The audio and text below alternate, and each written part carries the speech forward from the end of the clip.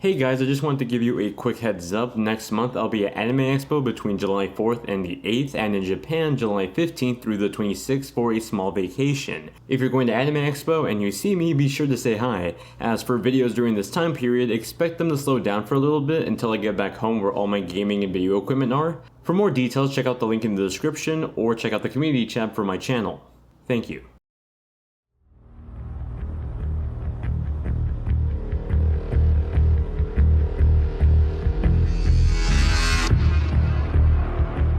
Continuing the trend of bringing their famous third-party games over to the Nintendo Switch, Bethesda and Panic Button bring Wolfenstein II: The New Colossus to Nintendo's hybrid console. Panic Button has been responsible for a lot of the ports on the Switch lately, including Doom and Rocket League, some of the most stellar port jobs on the platform today. Let's see how well Wolfenstein II on the Switch turned out.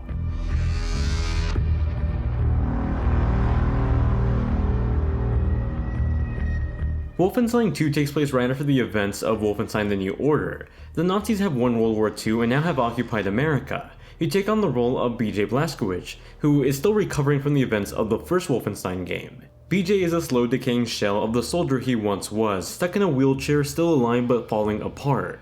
BJ and his friends make up the resistance, though this resistance has a rocky start because General Angle locates their secret base rather quickly. Being only a fraction of what he once was, BJ still manages to whip out some Nazi butt-kicking in what leads to be one of the most gruesome and dark introductions to a video game. It's an intro that gives you a taste of the horror and really the world you're entering with this alternate take on history. That's really the reoccurring theme here with this 15-hour story in Wolfenstein 2. Take General Angle for example, a villain that the game just doesn't tell you is evil but quite literally shows you how evil she is. You experience firsthand the insane lengths she's willing to go for to achieve her goals, no matter what or who is at stake. Her vile and repulsive nature can be a tough pill to swallow, but also makes it much easier to identify with BJ and his friends who have this large hatred for her. You understand their motivations behind everything, along with more importantly, their fears and doubts of the situation. The hero side of this conflict aren't always the smiling and positive type. They keep reality in check, though certainly with the occasional sprinkling of dark humor that was the most relatable thing to me in terms of story development and character development.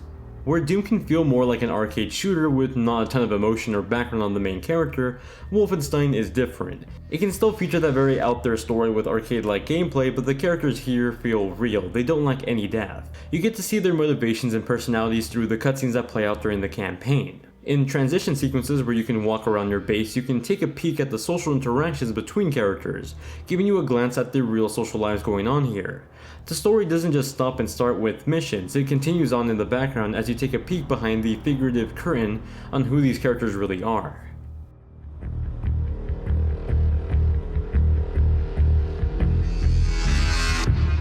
Wolfenstein II: The New Colossus is an incredibly challenging game. I replayed the game on the normal difficulty and even then I had a ton of frequent deaths. The level design for the 15-hour campaign varies greatly in size and pathway execution. You'll come across big corridors with wide open spaces that welcome different ways of attack. Sneak by groups of enemies taking them down one by one, or be less strategic yet a badass hero that runs and guns it. On the opposite side, you'll also come across narrow hallways that really force a single type of execution. There's benefits and cons to each one of these. Sneaking by and trying out the stealth route can slim down the herd of Nazis coming your way, though at a slow and gradual pace. If you run and gun it though, you can get past the scenario rather quickly, though the risk of getting the Nazis to call reinforcements is much more likely. Throughout your time in the campaign, you'll come across a vast variety of weapons from the standard pistol, shotgun, SMG, and machine gun to futuristic tech. Taking place in alternate history where the Nazis won World War II, you can find weapons like a laser gun that just fires straight through enemy Nazis. These weapons can then be upgraded using upgrade kits that you find throughout the campaign. These come far and few in between though, so what parts you choose to upgrade are crucial and influences how your battles will play out. You can increase the damage done by a gun, add a scope, or even just increase the ammo amount. Aside from upgrade kits, you also have the traditional perk system that comes back from Wolfenstein: The New Order. It's almost like an achievement system where the weapons you are constantly using are being upgraded. The throwing hatchet kill perk, for example, rewards you with an increase in hatchet capacity for killing enemies by throwing a hatchet at them. It makes a lot of sense to reward upgrades for weapons that are constantly being used, keeping that hectic fun momentum going with every weapon upgrade. Now while I did really enjoy the game, I did find a few annoyances with the gameplay.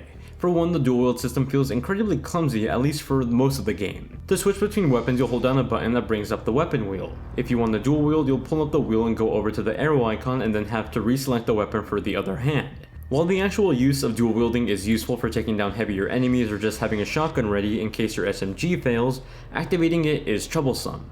In early parts of the game, the weapon wheel doesn't even pause or slow down in the game like it would in Doom.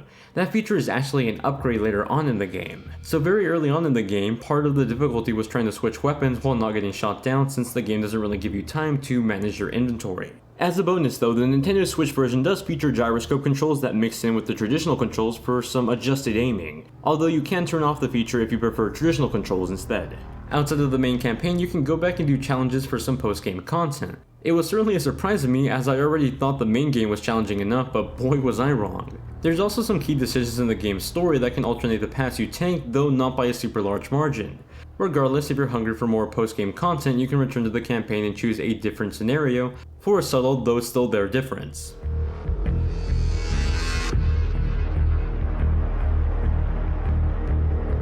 When Wolfenstein II was originally launched on the Xbox One, PS4, and PC, it was an incredibly fast-paced and gruesome shooter. The lighting system used throughout the game was absolutely stunning and mesmerizing. On the Nintendo Switch, a lot of that gets cranked down so the little hybrid console can run the game. Where the original game ran at 60 frames per second, the Nintendo Switch version now targets 30 frames per second with a dynamic resolution to help maintain that frame rate. It's not perfect though. The frame rate can still dip below the 30 frames per second line, usually during cutscenes and cinematic transitions. Other various effects have been toned down a bit, like the lighting system shining through the haze in small corridors. With the resolution being dynamic, the quality of textures and just the resolution can vary in quality, though it certainly looked better than Doom on the Switch. I think that's also in part due to the bright and more saturated color palette on display than Doom had. Oddly enough, the lower resolution I think helped make the old film filter effect on Wolfenstein's gameplay look even better this time around, but it was also a hindrance in the darker scenes with a lot of enemies. It ended up being a little bit too difficult to see the enemies lurking in the shadows. Sadly, the lip sync animation issues from the original game are still present in this one too. As for the frame rate performance, Wolfenstein 2 feels like the hardest game to run on the Switch among the Bethesda ports. Frame rates dip more frequent in Wolfenstein 2 than they did in Doom, though that's not much of a surprise as both the baseline PS4 and Xbox One had trouble maintaining a solid 60 frames per second last year. Although the game is still completely playable, having a game of this caliber on a handheld is definitely a tougher compromise to make. It's playable, but the margin of difference between versions is greater this time around than the last few Bethesda ports.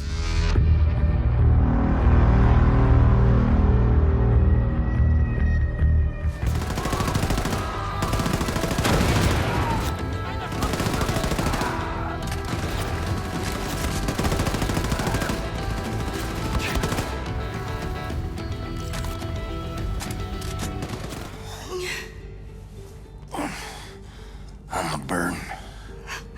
Don't be stupid. Okay. Let's get you up.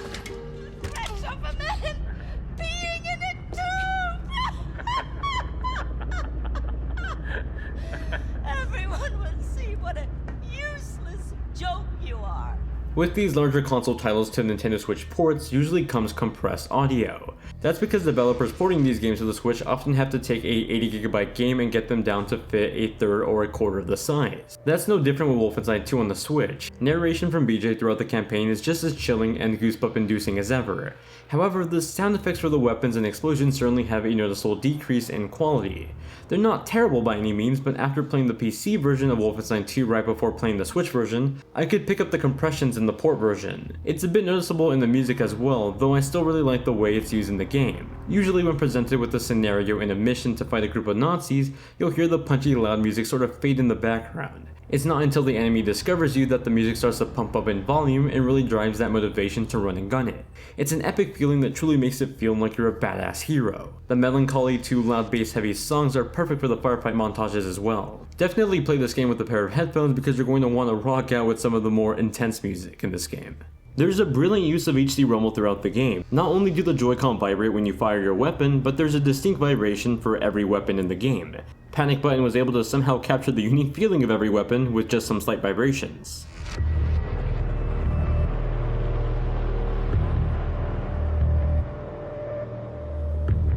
Wolfenstein II: The New Colossus on Nintendo Switch is another example of a game I thought would be impossible to run on the Switch, and yet Panic Button has surprised me once again.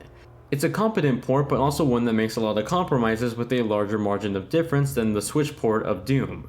Wolfenstein 2 provides a fun, entertaining arcade-like shooter experience, though wrapped with a stellar cast of characters in a surreal, gruesome narrative.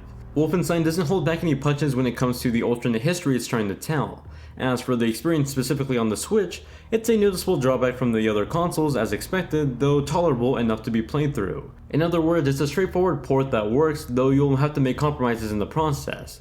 Should you go out and rebuy Wolfenstein 2 just for the Switch if you already have it? Absolutely not, but if the Switch is your only device and you want to play Wolfenstein 2, this certainly isn't a cash grab port, and it's a solid way to still enjoy the game for the first time. If I had to give it a score, I'd give Wolfenstein 2 The New Colossus on Switch an 8.5 out of 10. That does it for my review of Wolfenstein 2 The New Colossus for the Nintendo Switch. If you have any questions about the game that I may have missed, please let me know in the comments down below. If you enjoyed the video, then please give it a thumbs up, subscribe if you're new around here for more content just like this, and thank you all very much for watching. I'll see you in the next one.